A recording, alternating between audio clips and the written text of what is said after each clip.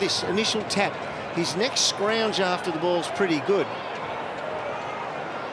There you go, back in. Now Bont again wins it away with style. Brushes off a couple of would-be tacklers. Sends Garcia on his way, who delays the hand pass to the inside. It ends with Johannisen. Should be a goal for the Dogs. They're pulling them up regularly now in the second term. That's 4 for the quarter. Well, it just didn't work hard enough when they had the opportunity to kill this in its tracks. It was a stoppage.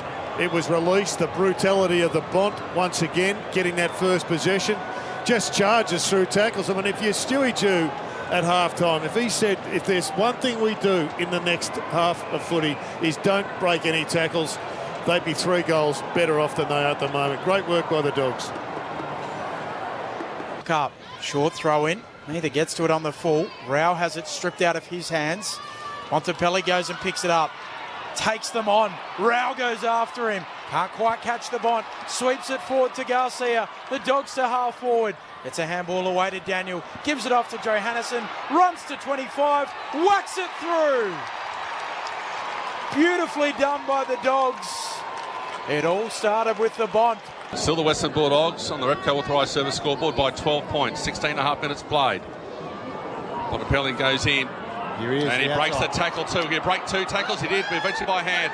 Got the ball over the top here to Garcia. Runs to the edge of 50. Handball over the top to Caleb Daniel. Now Johannisen. 25 metres out directly in front. Beautifully worked by the Western Bulldogs. Ends in Johannisen. Started with guess who? The Bontempelli.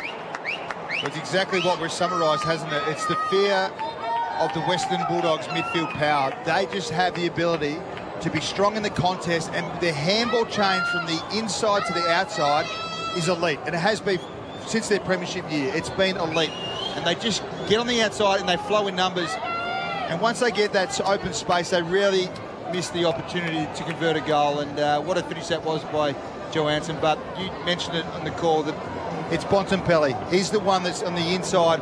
He's the one that has 2 or 3 holding off him, but he still has that ability to give it to a free player that can then use their leg power to break the game open. Ball comes back into play. Bruce and Burgess again. No clear tap. Rao takes possession. Didn't get a clean disposal. Now Bontempelli gets back onto the ball. Gets around 1. Gets around 2. Breaks the tackle of Rao. Handball's over the top. He's got his player running inside 50. It's Garcia. Handball's looking for Daniel. Finds him. Johannisen. 20 metres out. Directly in front. Goal Dogs.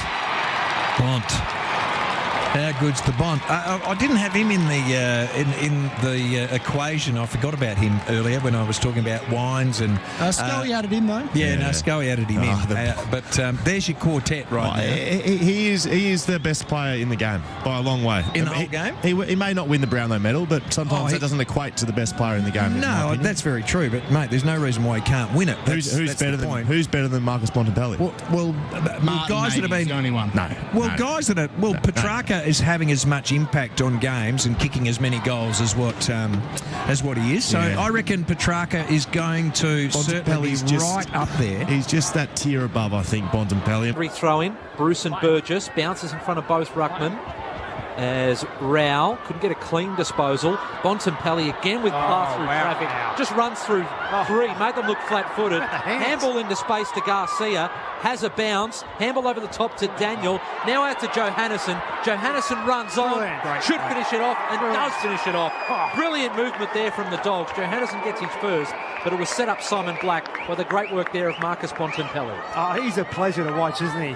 Touch number 10. He got a couple in that bit of play there in his second term alone.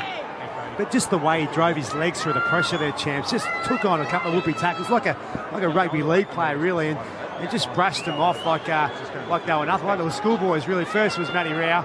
And he drives his legs again. He got it off, and then Matty Rao has a go at him, gets through Fiorini. Second time. And then this is handball about 10 metres out in front of a teammate. Superb piece of play.